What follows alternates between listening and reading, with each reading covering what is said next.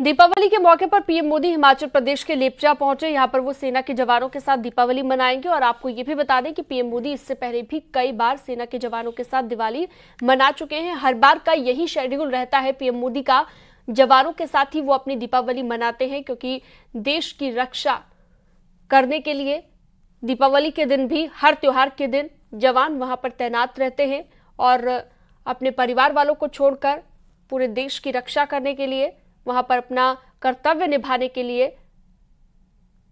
पूरी कर्मठता के साथ डटे रहते हैं और उनकी हौसला अफजाई करना भी बनता है। यही वजह है कि पीएम मोदी हर बार अपनी दीपावली को समर्पित करते हैं जवानों को। ये आपको हर एक अलग अलग साल की तस्वीर हम दिखा रहे हैं। जब जम्मू कश्मीर में करगिल में पिछले साल वो मौजूद थे 2022 में, उससे पिछले साल भी जम्मू कश्मीर के नौशहरा में 2021 में रहे थे। 2020 की बात करें तो जैसलमेर राजस्थान में उन्होंने दीपावली मनाई थी। 2019 की बात करें तो पंजाब के पठानकोट में वो मौजूद थे और 2018 उससे पिछले साल की बात करें तब भी उन्होंने उत्तराखंड के हर्षिल में अपनी दीपावली मनाई थी। और उससे पहले 2017 में गुरेज जम्मू कश्मीर में उन्होंने दीपावली मनाई थी और इस बार हिमाचल प्रदेश में वो दीपावली मना रखे हैं। हिमाचल के लेपचा में पहुंच गए हैं और आज शाम को दीपावली का पर्व जवानों के साथ ही मनाएंगे।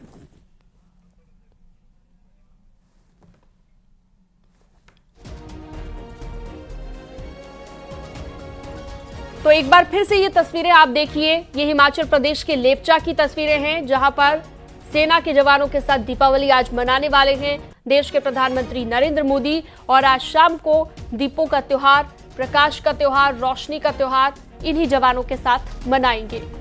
तो हर बार देश के प्रधानमंत्री नरेंद्र मोदी अपना दीपावली का त्योहार समर्पित करते हैं उन जवानों को जो अपने घर वालों को छोड़कर, परिवार को छोड़कर देश की रक्षा के लिए डटे रहते हैं और उनकी हौसला अफजाई करना भी जरूरी हो जाता है। इसलिए प्रधानमंत्री हर साल अपना त्योहार उन्हीं जवानों को समर्पित करते हैं, उन्हीं के साथ मनाते हैं।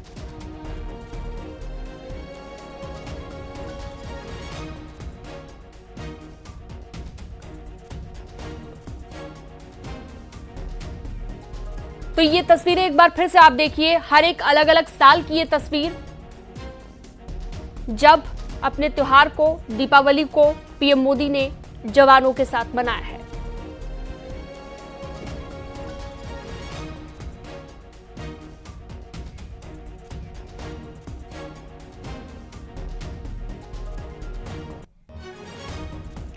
तो आज दीपावली का पावन पर्व है और रोशनी के त्योहार में बद्रीनाथ धाम को भव्य तरीके से सजाया गया है। आज बद्रीनाथ धाम में विशेष पूजा अर्चना होगी, माता लक्ष्मी को विशेष भोग लगाया जाएगा।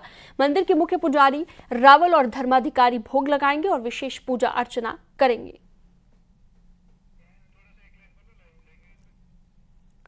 तो माता लक्ष्मी को विशेष भोग आज के दिन लगाया जाता है। बद्रीनाथ धाम को भी भव्य तरीके से सजा लिया गया है और लक्ष्मी की पूजा में यहाँ पर मुख्य पुजारी रावल और धर्माधिकारी भोग लगाने वाले हैं। चलिए नितिन सेमवाल के पास चलते हैं सीधा। नितिन सेमवाल हमारे साथ बद्रीनाथ धाम से लाइव जुड़े हुए हैं। बद्रीनाथ धाम को भी क्योंकि नितिन बहुत ही खूबसूरत तरीके से सजा लिया गया है, दीपावली का त्योहार है, दिखाइए कैसी तस्वीरें आज की। जी निश्चित रूप से भगवान बद्री विशाल के मंदिर को 10 कुंतल फूलों से सजाया गया है और आप देखिए किस तरीके से यहाँ पे अभी आप श्रद्धालु जो पहुंचे हुए हैं, भीड़ भी आप देख सकते हैं किस तरीके से सुबह से ही लोग बद्रीनाथ धाम पहुंचे हैं और भगवान बद्री विशाल के जो दर्शन है वो कर रहे हैं। और आप देखिए मंदिर को किस तरीके से रंग बिरंगे फूलों से यहाँ पे सजाया गया है। कल ही ये मंदिर को सजा दिया गया था और आप देखिए कि पहली बार इस तरीके की व्यवस्थाएं की गई हैं और आज जो व्यवस्थाएं रहेंगी, किस तरीके के यहाँ पे पूजा पाठ किया जाएगा। हमारे साथ कुछ देर बाद धर्माधिकारी जी जुड़ जाएंगे। जी उनियाल जी हमारे साथ पूर्व धर्माधिकारी जी जुड़ गए हैं और आज क्या विशेष यहाँ पे पूजा अर्चना की जाएगी शाम को, उसके बारे में उन्हीं से सीधे जान लेते हैं कि किस तरीके से पूजा। जी अगर बात करें तो किस तरीके से इस बार की पूजाएं यहाँ पे होंगी और क्या तैयारियां हैं? यहाँ पे सायंकाल लगभग 7 से 8 के बीच भगवती महालक्ष्मी की पूजा होगी और ये पूजा भगवान बद्रीनाथ जी के दक्षिण भाग में लक्ष्मी जी का सुंदर सा मंदिर, यहाँ पे श्रीमान रावल जी जाएंगे। कुमकुम अर्चना, अष्टोत्तरी पूजा, श्री सूक्त, सहस्त्र नाम कई सूक्तों से भगवती लक्ष्मी की पूजा होती है, वो सायंकाल में की जाएगी। मंदिर पूरी तरह सजा धजा है, मंदिर समिति पूरी तरह से और दीपावली महापूजा की तैयारी कर रही है। मन बहुत प्रसन्न है, हम भी बद्रीनाथ में विराजमान हैं और ये मौसम का लाभ ले रहे हैं। आप लोगों से निवेदन है कि लक्ष्मी पूजन का जो समय होगा प्रदोष काल और निशीत काल का है।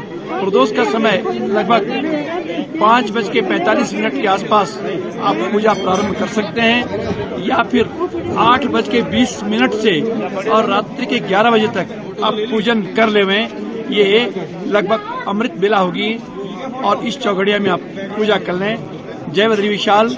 आप बद्रीनाथ में हैं तो सायंकाल मंदिर में आइए, पूजा का लाभ लीजिए।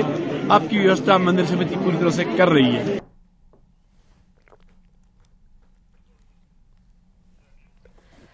तो देखिए पूरी तैयारी यहाँ पर भी की गई है। आज शाम में जो पूजा अर्चना होनी है वो विशेष पूजा अर्चना होगी और कितने खूबसूरत तरीके से सजाया गया है बद्रीनाथ धाम को, वो आप देखिए। फूलों से ही पूरे बद्रीनाथ धाम का जो मंदिर है उसे सजा दिया गया है और उस पर आप देवी लक्ष्मी की तस्वीर भी देख पा रहे हैं।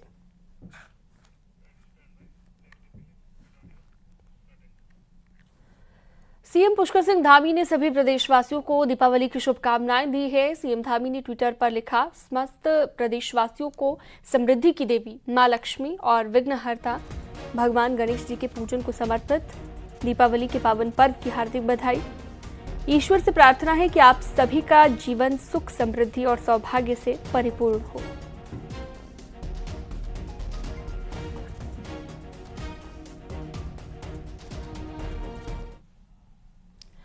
मुख्यमंत्री पुष्कर सिंह धामी ने शनिवार को देहरादून के चक्राता रोड स्थित कुम्हार मंडी में पहुंचकर कुम्हारों से दिए खरीदे, साथ ही उनका हालचाल पूछा। सीएम धामी ने कुम्हारों को फूल माला पहनाकर दीपावली की शुभकामनाएं दी। सीएम धामी ने लोकल फॉर वोकल का समर्थन करते हुए लोगों से भी अपील की। सीएम ने कहा कि लोग स्थानीय उत्पादों को खरीदें। जो लोग अपनी आजीविका के लिए छोटे रोजगार पर निर्भर हैं, उनका सामान खरीद कर उनका प्रोत्साहन करें।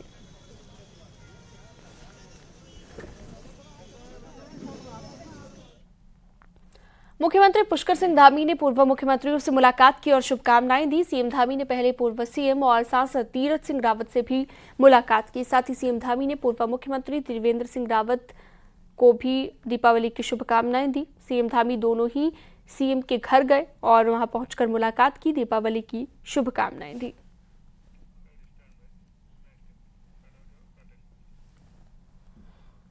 भगवान केदारनाथ के कपाट 15 नवंबर को शीतकाल के लिए बंद होंगे, लेकिन केदारपुरी में कपाट बंद होने की प्रक्रिया शुरू हो गई है। शनिवार को भारी बर्फबारी के बीच भगवान केदारनाथ के रक्षक द्वारपाल भंकुंट भैरवनाथ जी के कपाट बंद किए गए। पूजा अर्चना हवन यज्ञ के बाद दोपहर 3 बजे कपाट बंद किए गए। अब 15 नवंबर को बाबा केदारनाथ के कपाट बंद होंगे।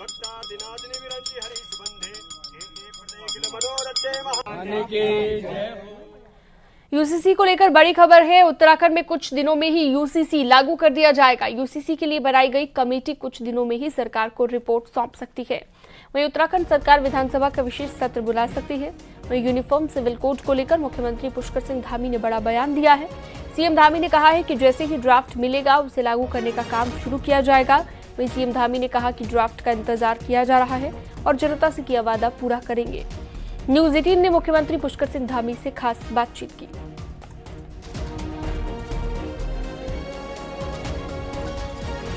सर ये कहा जा रहा है कि यूसीसी पर जल्द ही विशेष सत्र बुलाया जा सकता है, क्या कहेंगे? देखिए, हमने पहले से ही कहा है कि जैसे ही हमको यूसीसी कमेटी का ड्राफ्ट मिल जाएगा और हम उस पर तत्काल कार्रवाई करेंगे और उसमें न तो कोई जल्दी की बात है न देर की बात है। कमेटी का ड्राफ्ट प्राप्त होते ही हम आगे की कार्रवाई जल्दी पूरी करेंगे। ऐसा भी कहा जा रहा है केंद्र से तो ग्रीन सिग्नल मिल चुका है। नहीं, देखिए वो तो यूसीसी कमेटी जब भी हमको बना के दे देगी तो हम तैयार हैं उसके लिए। अमित शाह जी से भी कल बातचीत हुई यूसीसी को लेकर? नहीं, जब तक ड्राफ्ट नहीं मिलेगा और ड्राफ्ट मिलते ही जो है मैंने कहा है कि हम उस पर कार्रवाई करेंगे और शीर्ष नेतृत्व का, हमारे सभी लोगों का उसमें हमको पहले से ही, चूँकि हमने अपने पार्टी का जो हमारा चुनाव के समय एक तरह से संकल्प था, वो संकल्प हमने उत्तराखंड की देवतुल्य जनता के सामने रखा था।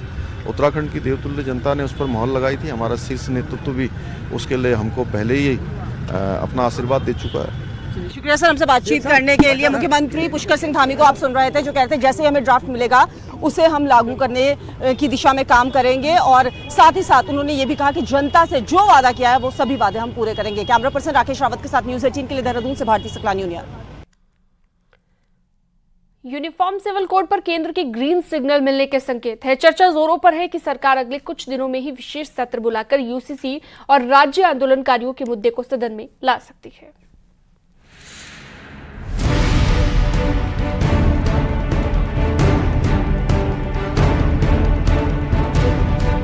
उत्तराखंड को देश का ऐसा पहला राज्य बनाने की तैयारी है जहां समान नागरिक संहिता अधिकार लागू होगा।